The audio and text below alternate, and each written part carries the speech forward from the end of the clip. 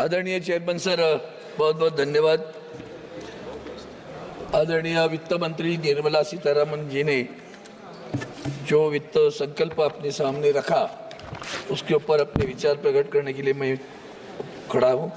और खास करके उन्होंने जो 4 बातें कही थी, युवा, महिला, किसान, इन विषय को लेकर मैंने सोचा कि पहली बात जब उन्होंने बेरोजगारों की बात की, कुछ नई स्कीम लाई है, तो उसके ऊपर पहली बात ऐसे कि उसकी जो नींव है वो पहले समझनी चाहिए।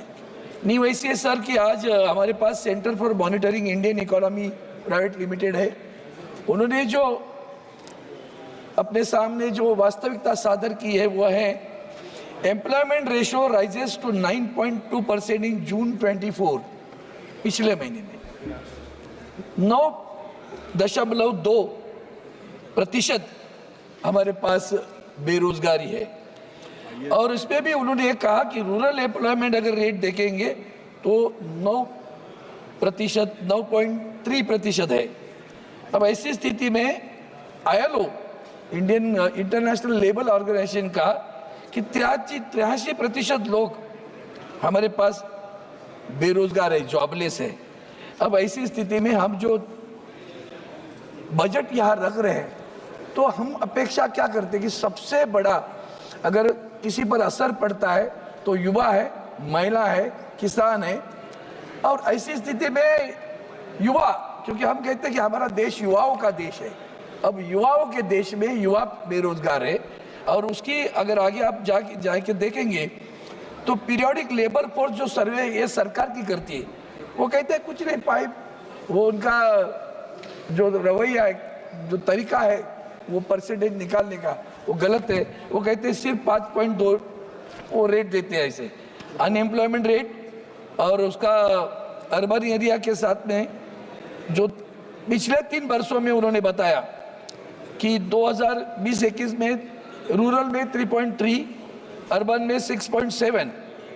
ये मिनिस्ट्री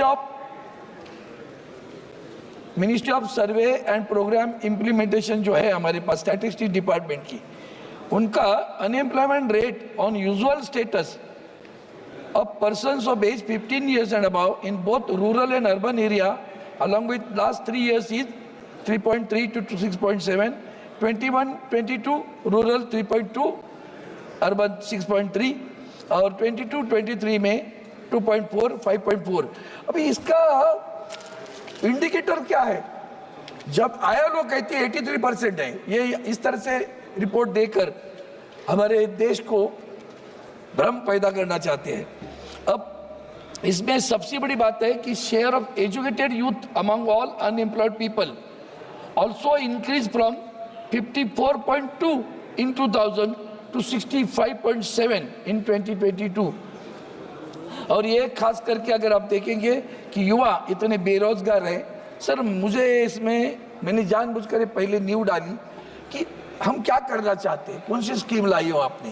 ये जो सारी स्कीम आप देखेंगे तो स्कीम में आपको ये नज़र में आएगा, पहले क्या होता था कि बेरोजगार जाकर एम्प्लॉयमेंट एक्सचेंज में अपना नाम रजिस्ट्री करता था, तब हमारे पास रियल डाटा आता था। अब हम किसके ऊपर निर्भर करते हैं? EPFO, मतलब एम्प्लॉयमेंट जो प्रोविडेंट फंड ऑर्गेनाइजेशन है उसके अंक पर हम तय कर लेते हैं इतने बेरोजगार है। सर ये जो EPFO है ना, एक कॉन्ट्रैक्ट लेबर का भी EPFO होता है। ये कहेंगे हमने रोजगार दिया, ये रोजगार शब्द को ही मेरा ऑब्जेक्शन है। नौकरी की बात करो, रोजगार की बात मत करो। आप जो अभी भी स्कीम में कर रहे हैं ना सर, अभी स्कीम उन्होंने जो लाई है उस स्कीम में आप अगर देखेंगे तो उसमें पता चलेगा आपको, उन्होंने जो सारी स्कीमें जो लाई है उस स्कीम में खास करके ये वो जो स्कीम है सारी चारों स्कीम, कंपनियों में कैसे कैसे आप अप्रेंटिसशिप पे रखेंगे, क्या क्या उनको मिलेगा, कैसे मिलेगा, ये सारों चीज़ों में आप देखेंगे तो हर स्कीम 2 वर्ष की है। ये तो अग्निवीर हो गया, 2 वर्ष के बाद भी क्या करेगा, क्या देने वाले हो? 1 लाख तक महीना, हर माह जिसकी तनख्वाह 1 लाख है उसको 15,000 रुपया। पहले तो मुझे समझ में ही नहीं आता उसको क्यों देना है। वो तो 1 लाख वहां तनख्वाह ले रहे, उसको क्यों देना है? उसको 15,000, 5,000 हो गई 3 महीने में। उसके बाद में अगर वो 1 बरस पे लड़का छोड़कर गया नौकरी, तो फिर क्या करोगे? कंपनी से हम पैसे लेंगे। मतलब सरकार के राशि से कुछ नहीं जा रहा है, सरकार से राशि से कुछ नहीं, जिम्मेवारी में नहीं, और बाकी सारा CSR फंड में होगा। ये सारी चीजों को देखते सर, तो ये जो चीजें आप लोग कर रहे हो, ये मुझे समझ में नहीं आ रहा है कि सही में आपको अनएम्प्लॉयमेंट को निकालना है कि नहीं निकालना है। आप बेरोजगारी को सोचिए सर। मैं थोड़ा सा ट्रेड यूनियन में काम करता है, मेरे साथ में अनिल देसाई जी भी वही काम करते हैं। कहाँ नौकरी आए हो तो बताओ, पहले तो बताओ। 500 कंपनियां, बस भी कंपनियां तो बताओ, कहाँ नौकरी लगाने वाले हो? मैन्युफैक्चरिंग, मुंबई जैसे शहर में तो सब गया। हमारे महाराष्ट्र में से तो सब लुट कर लेके गए आप। वेदांत फॉक्सकॉन गया, टाटा एयरबेस गई, बर्ड ड्रग पार्क गया, मेडिकल डिवाइस पार्क गया, सारे कारखाने जो उद्योग थे लेकर गुजरात में लेके गया आप। रोजगार कहाँ है? कौन सा मैन्युफैक्चरिंग यूनिट आ रहे बताओ तो सही, कहाँ रोजगार देने वाले हो? हमारा एक सवाल, बुनियादी सवाल है, तब जाकर आप कहो। मैंने इसीलिए कहा ये कुछ नहीं है, ये अग्निवीर है सर। अभी आगे बताता हूं आपने क्या किया। सारे पब्लिक सेक्टर बेच डाले, कहाँ नौकरियां बताओ तो सही। पढ़े लिखे बच्चे कहाँ जाएंगे? ये जो 10वीं 12वीं कक्षा के जो रिपोर्ट है मेरे पास, उस रिपोर्ट में आप देखेंगे कि जो कम पढ़े हुए बच्चे हैं उनकी संख्या 12वीं या 10वीं कक्षा पास करने वाले लोगों की संख्या ज्यादा है, और ग्रेजुएट वालों की संख्या, वो कहाँ नौकरी करेंगे बताओ? बैंकों में लेने वाले। आप किसी भी बैंक के ब्रांच में जाकर देखो, अंधेरा छा हुआ है। अभी AI आएगा तो और भी तकलीफ आएगी, आर्टिफिशियल इंटेलिजेंस, तब क्या करोगे? देश की आबादी का सोचो, 140 करोड़ में कितने लोग बेरोजगार हैं। आप देते हो सीधा 4 करोड़ लोगों को जॉब मिलेगा, 2 वर्ष के बाद में क्या करेगा? अग्निवीर बनेगा क्या? नहीं पता चल रहा है सर। और इसलिए मैं कहता हूँ, bank, insurance, rail, post, oil, सारी कंपनी आपने बर्बाद कर दी। हाल ही में मैं जर्नी कर रहा था, तो रेल में 2 कर्मचारी मिले मुझे, और उन्होंने कहा सर, मैं बोला क्या करते हो? तो बोला मैं जनरेटर ऑपरेटर हूँ। एक ने कहा मैं हाउस कीपिंग करता हूँ। तो उसने कहा जब मैं नौकरी पे लगा तो उस वक्त मुझे 45,000 तनख्वाह मिली। 2 वर्ष के बाद में वेंडर चेंज हुआ, मेरी तनख्वाह सीधा 16,000 आ गई। फिर 2 वर्ष के बाद में नया वेंडर आया, फिर 18,000 पे गया। अब नया वेंडर आया, अभी और नया वेंडर आया, 24,000। हमने तो सब प्राइवेटाइजेशन। हमारे यहाँ पार्लियामेंट में बैठे हम, पार्लियामेंट का स्टाफ कहाँ है? कहाँ गए सब? CISF, हमारी उनसे दुश्मनी नहीं है, क्यों हमारे स्टाफ को निकाला? समझने तो दो। BVG करता है हमारा सारा, हमारा राष्ट्रपति भवन BVG, पार्लियामेंट की सफाई BVG करने। और कौन? हमारे स्टाफ कहाँ गए भैया? ये जो पार्लियामेंट में हमारा स्टाफ था, हाँ CISF को लगा दें, चौराहे पे लगाओ। अंदर क्या है? क्यों उनके ऊपर आप अन्याय कर रहे हो? कहाँ है बताओ तो सही। कौन से नौकरी पे गए? कहाँ निकाल दिए?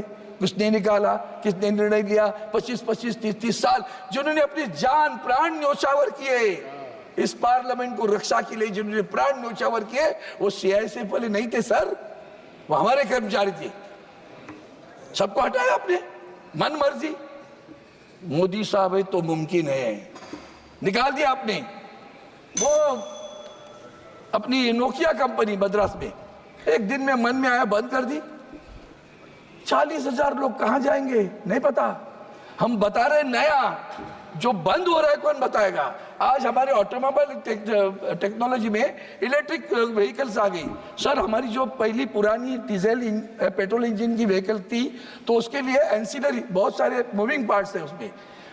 इलेक्ट्रिक व्हीकल पे मूविंग पार्ट नहीं है, तो उसके लिए जो मूविंग पार्ट्स होने की वजह से एंसिलरीज कंपनियां होती थी, आज सारी एंसिलरीज कंपनियां बंद पड़ी। कोल्हापुर में जाओ, एंसिलरीज कंपनियां बंद पड़ी है, बेरोजगार हुआ, उम्र वही 40-45। कहाँ रोजगार है? आपके रोजगार शब्द से मैं देखता हूं, कहाँ रोजगार है वो तो बताओ। और सबसे बड़ी बात है, कौन सी नौकरियां देते हो?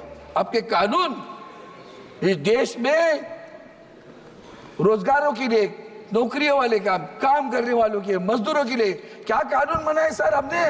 हमने कानून बनाया, जिस कंपनी में 300 और 300 से कम कर्मचारी हो, अगर कंपनी का मालिक चाहता है बंद करना है तो उसको किसी की अनुमति लेने की जरूरत नहीं है, बंद करेगा। कृपया कंक्लूड कीजिएगा। बंद करेगा, मर्जी है, मेरी मर्जी। उसके बावजूद हमारे क्या टर्म्स है सर? कैजुअल, कॉन्ट्रैक्ट लेबर और फिक्स टर्म। कैजुअल क्या होता है? कैजुअल मतलब एक दिन का काम है, बुलाया 2 दिन छोड़ दिया। हमारे नेवल डॉक में सरकार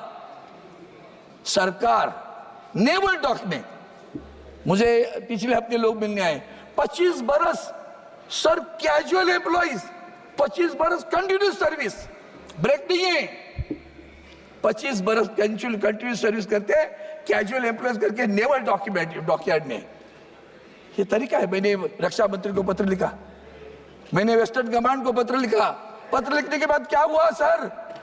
पत्र लिखने के बाद इमीडिएटली वेस्टर्न कमांड सतर्क हुआ और उन्होंने सोचा कि अब हम वेंडर बुलाएंगे, जल्दी से थर्ड पार्टी कर देंगे। तो 25-25 साल नौकरी करने वाले लोगों को अब वेंडर के पास भेजोगे, अपनी जिम्मेदारी छूट गई, मर जाओ, किधर भी जाओ। Mazagon dock fix term employ sir please sir 2-2 बरस के लगते, 2 बरस। अब फिक्स टर्म पे लग गए सर, अभी तो 5-7 महीने हुआ, फिक्स टर्म में लगे नौकरी पे। बहुत इंपॉर्टेंट, इसलिए मैं राजनीतिक भाष्य नहीं कर रहा हूँ, सारा राजनीतिक सुनते आया हूँ मैं, भाई बहुत बोल सकता हूँ उसके बारे में, मैं जानबूझकर नहीं बोल रहा हूँ, विषय जा रहे बाहर। फिक्स टर्म 2 बरस का रखते, फिर दूसरे टाइम बोलेंगे फिक्स टर्म रखा था आपको, कितनी तनख्वाह दे रहे थे? 25,000 दे रहे थे, अभी नया फिर 1:1 कॉन्ट्रैक्ट कर रहा है। सही, एम्प्लॉई और एम्प्लॉयर कॉन्ट्रैक्ट करेंगे फिक्स टर्म के लिए, और वो कहेंगे पिछली बार 25,000 दिया था, अब तो नहीं दे पाएंगे, अब 20,000 करना है तो करो, तो जाओ। क्या वृद्धि है?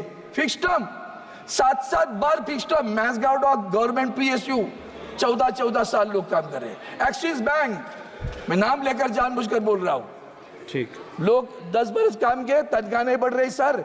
तनख्वाह बढ़ाएंगे कैसे? वो कितने वेंडर की बोलो, वेंडर बोलता मैं देने के लिए राजी हूँ, बैंक मुझे दे नहीं रही है। हजारों कर्मचारियों के हाल हो रहे सर। सर मेरा समाप्त, मैं करता हूँ ना 2 मिनट में समाप्त। इतना बड़ा महत्वपूर्ण विषय है, 5 मिनट में सर, इतना बड़ा 20 घंटा दिया है। मैं BSc कमेटी में हूँ। हमारे आज आपने मुझे बजट पर बोलने का